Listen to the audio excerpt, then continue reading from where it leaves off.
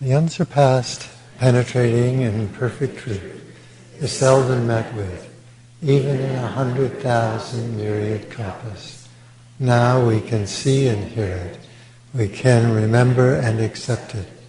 I vow to make the Buddha's truth one with myself. Homage to the Buddha, homage to the Dharma, homage to the Sangha. Well, I'll apologize in advance for my usual chaotic and disorganized mind. I'm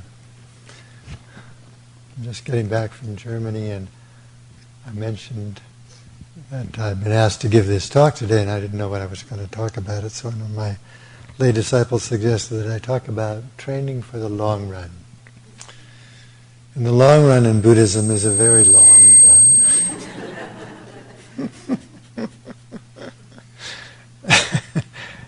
I mean, very long run. When I first started reading about Buddhism, they mentioned the word chiliocosm, and I had no idea what that was. But it turns out it's universes upon universes.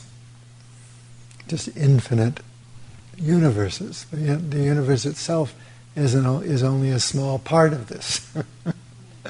So the Buddhist picture of a long run is very big. Catherine, would you like one of those hearing devices? Because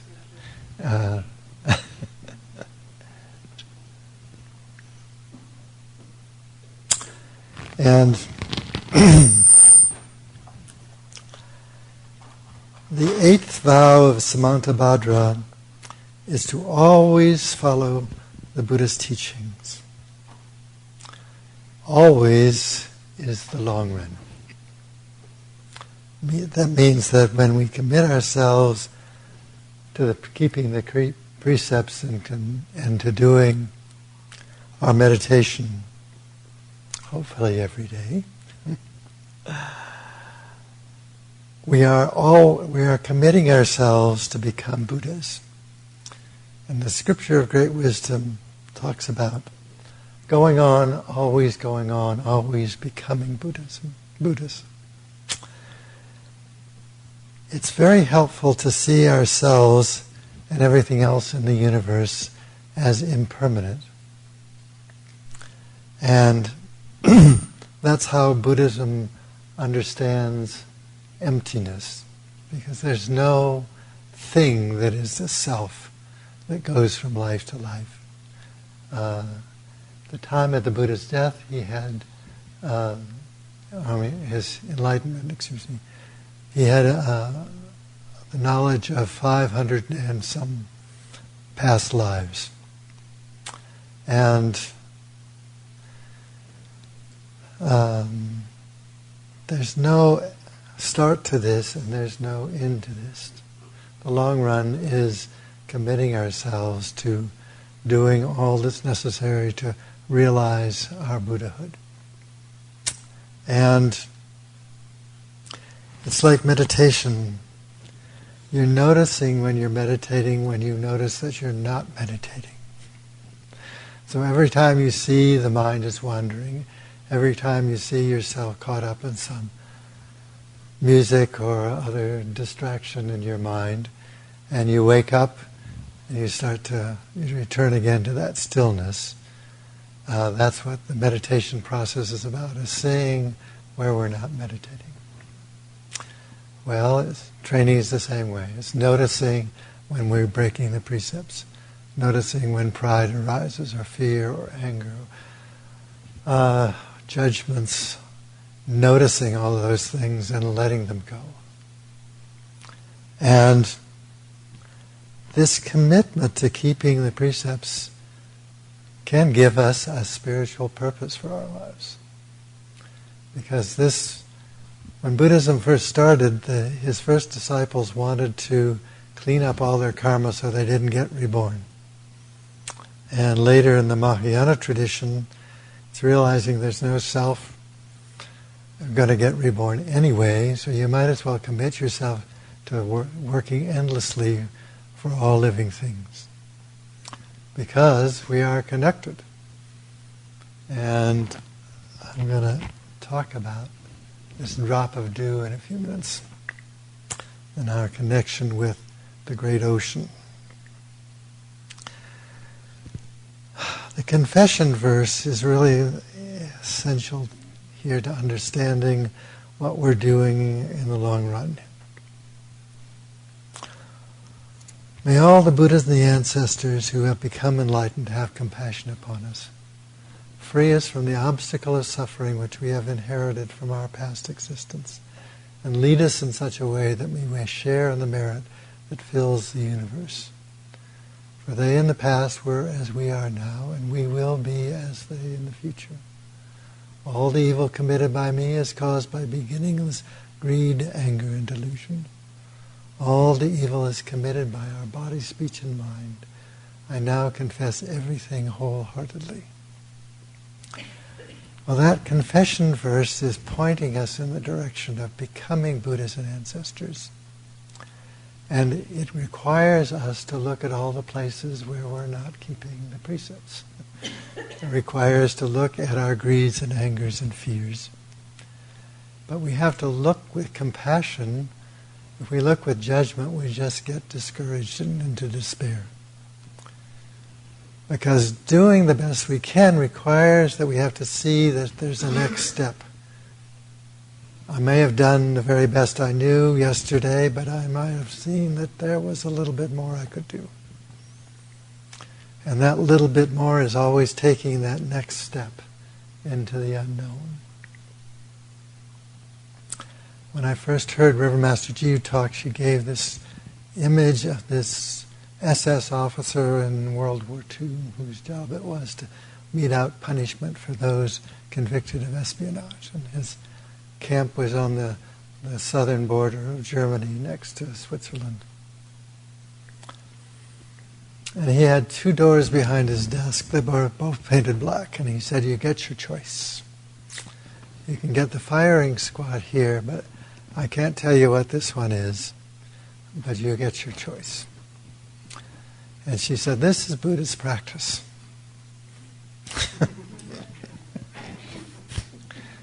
It's the door to the unknown. And all of our suffering is created by ignorance. There's something we don't know. And that lack of knowledge creates suffering. And ignorance is the source of that suffering. There's something we're ignoring. There's something we don't know, and we haven't recognized our ignorance. We have to look more deeply at what it is that's going on and seeing that we are creating the suffering because there's something we don't know. And that something has to do with, learning that something has to do with this door to the unknown. The people were given that choice. This choice, he had a car running with the engine running to take anybody across the Swiss border who had the courage to take it. Very few did. Because of the judgment, you've already been convicted of espionage. There's a judgment there. That's the judgment is the thing that is the conclusion. It's the end of the road. There's nothing more to learn here. I'm a bad person. That's all there is to it. Or I'm a good person, and everybody else should be bowing at my feet. Those judgments are the things that contain our ignorance. Because we're clinging to that ignorance, we can't understand what it is that we need to do. Thich Nhat Hanh takes the Chinese character for ignorance, for patience, and it shows the ship and three drums at the bottom. There's a stained glass window up here behind the altar with this picture of the ship with the three little circles above it.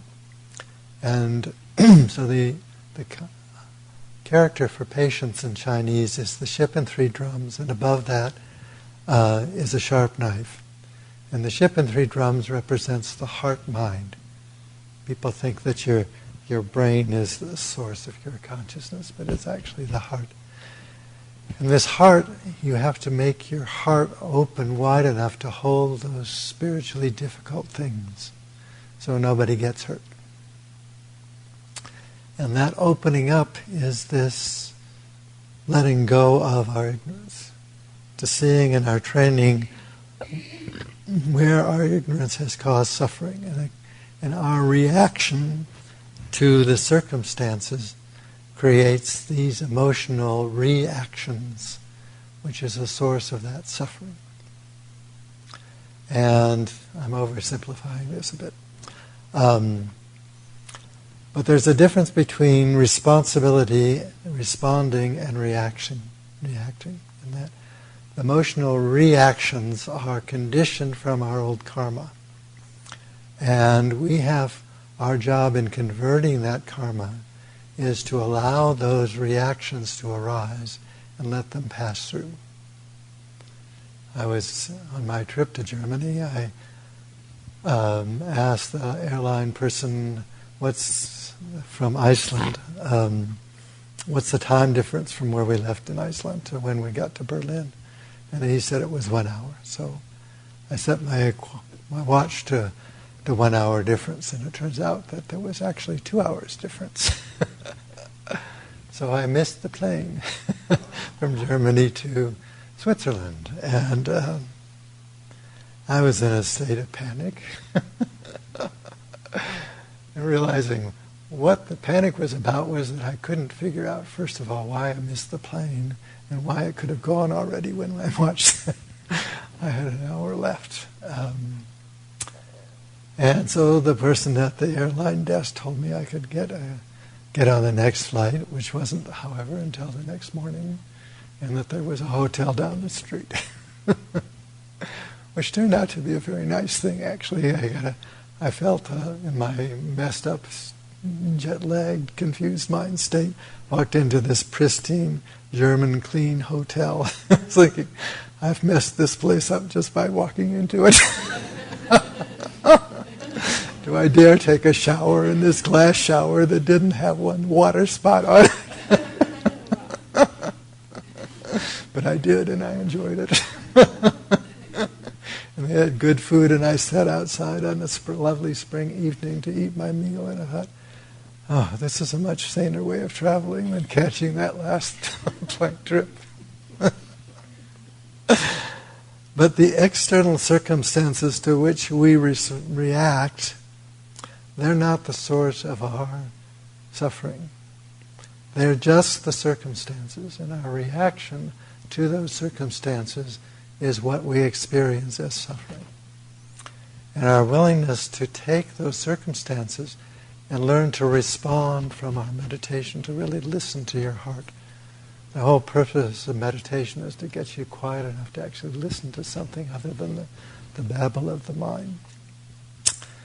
But we're in this for the long run.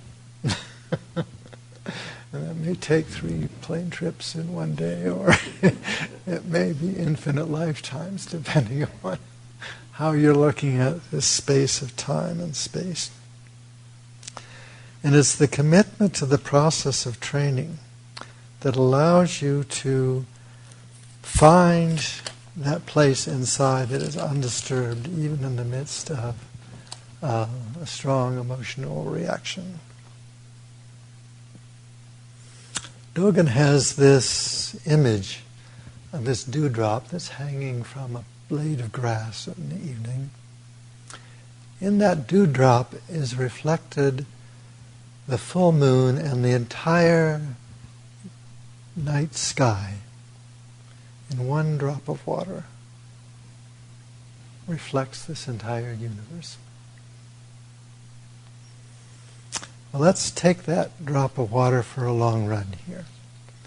It falls into a creek that turns into a river, that turns into a lake, that generates electricity at the end of that lake.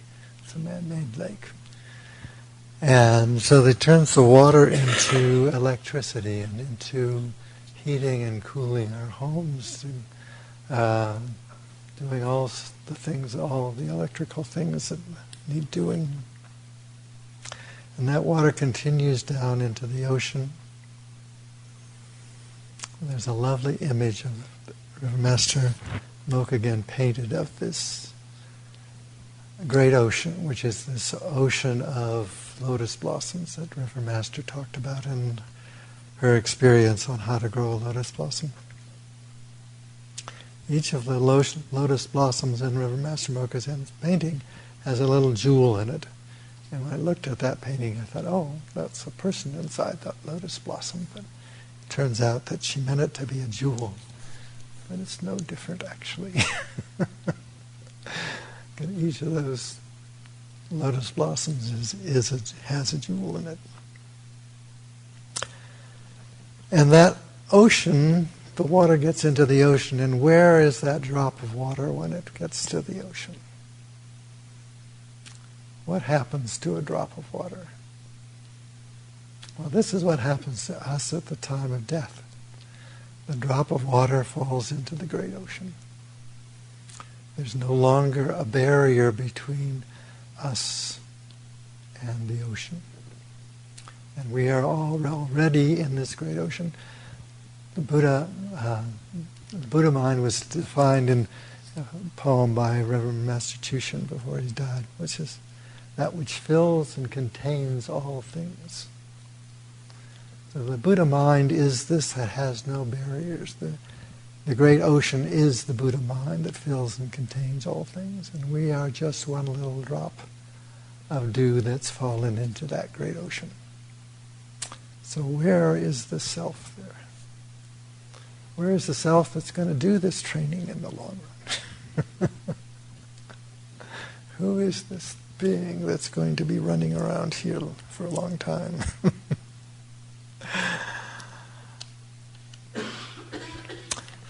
I think it helps us most, one of the things that helps us is to see that we are not nouns, we're verbs.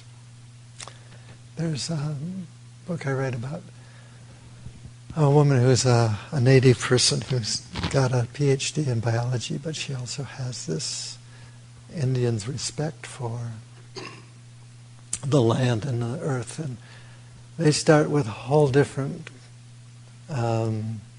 description of how the earth was formed. In her tribe, this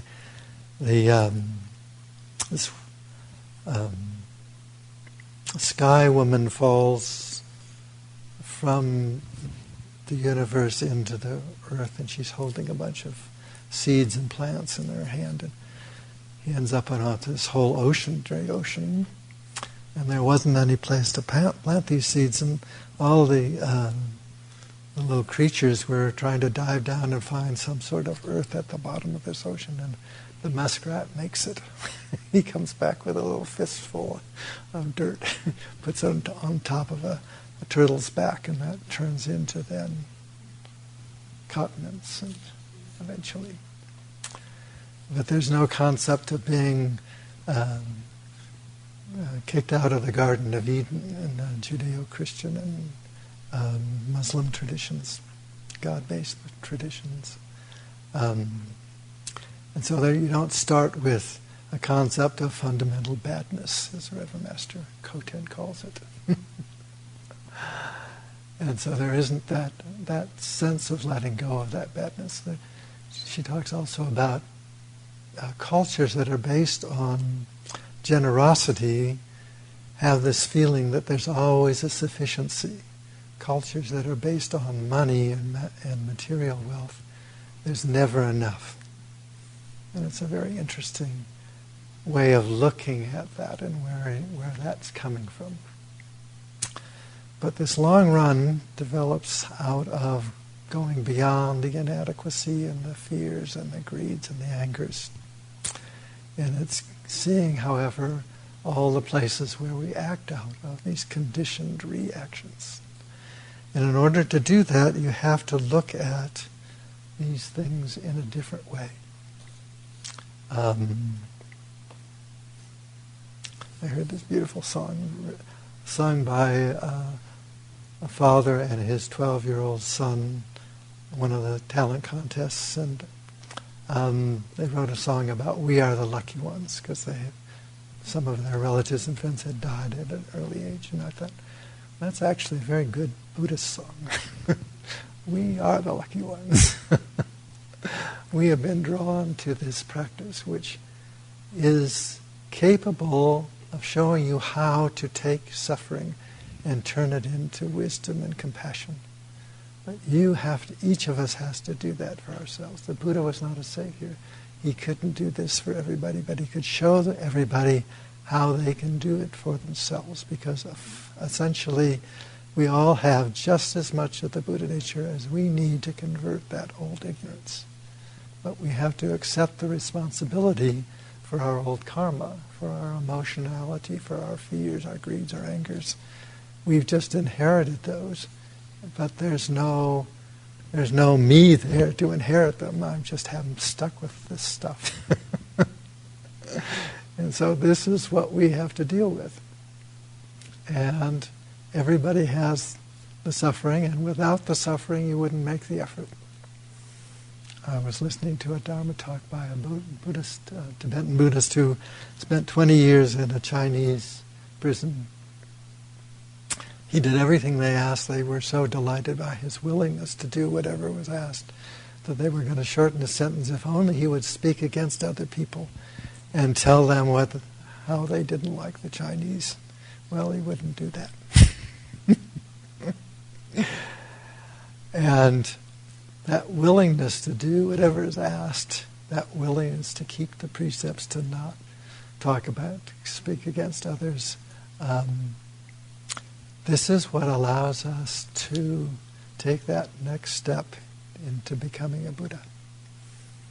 But we have to commit ourselves to this daily practice of sitting still. We have to commit ourselves to looking at all the places where we're not keeping the precepts, all the places where we're not meditating when we meditate, all the places where we made mistakes. And we have to be able to see those through this eye of compassion and not judgment. And we have to see all the places where we are judging. And we have to laugh at the stupidity and silliness of the self. It is an illusion. It doesn't exist, and we take it very seriously. And the less seriously we take it, the happier we are. But suffering is a fundamental fact of human existence. If we didn't have it, we would be like in heaven, and that's where Master Jisho talked about heaven being the most dangerous of places because it's too easy. Dogen has a chapter about the value of taking refuge in the three treasures. And King Sakrenda is the king of heaven, and people in heaven live for 30,000 years, and they usually die and get reborn right away in heaven. But you get an image of where you're going to get reborn if you're in heaven. And King Sakrenda saw he was going to get reborn as a donkey. Well, he didn't want to get reborn as a donkey, and he rushes to the feet of the Buddha and is taking refuges. There are three refuges in Buddha, Dharma, and Sangha, and he dies. But he was a little slow on the uptake. So he ends up being reborn in the womb of a donkey. And the donkey is parked out in front of a pottery merchant's stall and has a metal bit in her mouth. And she shakes her head, the bit flies out of her mouth and busts some pots, and the pottery merchant gets most upset. He comes over and he beats the donkey. And the donkey miscarried. So Sakrenda gets reborn into heaven. And Dogen doesn't go into what the karma between the pottery merchant and the donkey. That's another story altogether. We can identify with the pottery merchant and the donkey ourselves from time to time. But the value of taking the refuge kept King Sakrenda from getting reborn as a donkey. But the sooner we do this, the better. The sooner we take refuge in the Buddha and the Dharma and the Sangha and commit ourselves to that process, the fewer lives as donkeys we have. Although donkeys have the Buddha nature as well. And some of the past lives of the Buddha has to do with with him being born as animals and doing noble things as animals. I had a friend who was having a very difficult time with this mass in her chest and was not able to function and ended up not being able to get out of her hot tub where she went to relax. The dog recognized there was something wrong, and he runs next door to where her daughter lives and runs around the house until the daughter lets him in, and then he runs around the house until she finally lets him out, and she follows him over to her mother's house. And she was able to call 911. And this is a bodhisattva dog who recognized there was a need here and responded in a very wise way.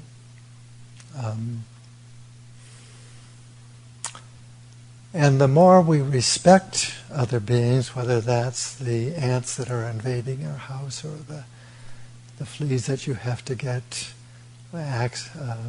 vaccine for in Germany, or the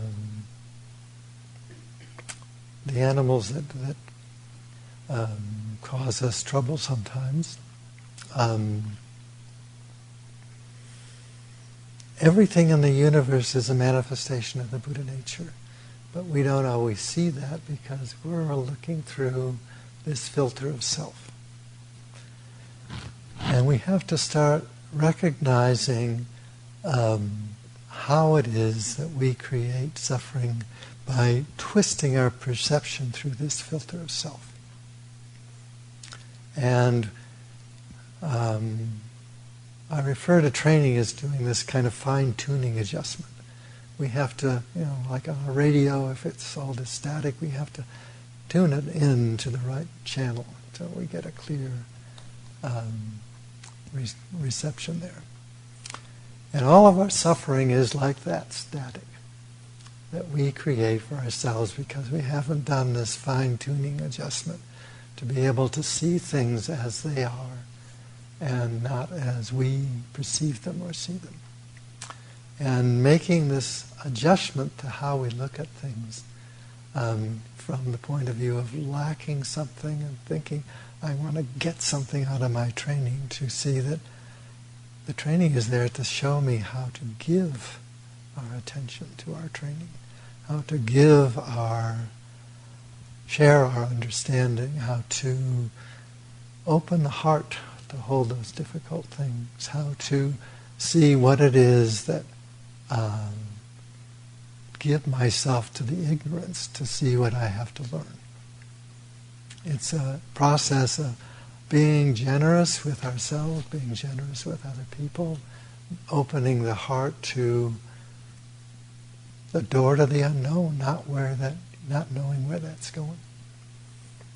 To see that it is our job to open up rather than to hold on. A society based on money is a society that thinks that they can find peace of mind if they have enough money, and then they get all these beautiful possessions, and then they get worried about somebody stealing them or somebody messing them up, or their $10 million painting gets messed on or something. Those worries are created from not being able to be generous with our stuff, whatever that stuff is. Our mind, our hearts, our bodies, our possessions, our whatever. And that generosity is one of the paramitas that leads us across to the other shore. And so we got to see all the places where we're not being generous. Just like our meditation, just like our practice. And again, see them with that open heart. To see that we can take those things that are suffering and do this fine-tuning adjustment to see what do I have to do to learn from the situation. And that's what it does. It means to be responsible. I take responsibility for whatever the old karma is that causes me to experience greed or anger or fear. And then I look at that and see, what can I do with that? How can I benefit from this greed or fear or whatever it is? And what do I have to give to that ignorance? And that giving is how the heart opens. So I've babbled on in my confused and ignorant fashion long enough. Thank you for coming.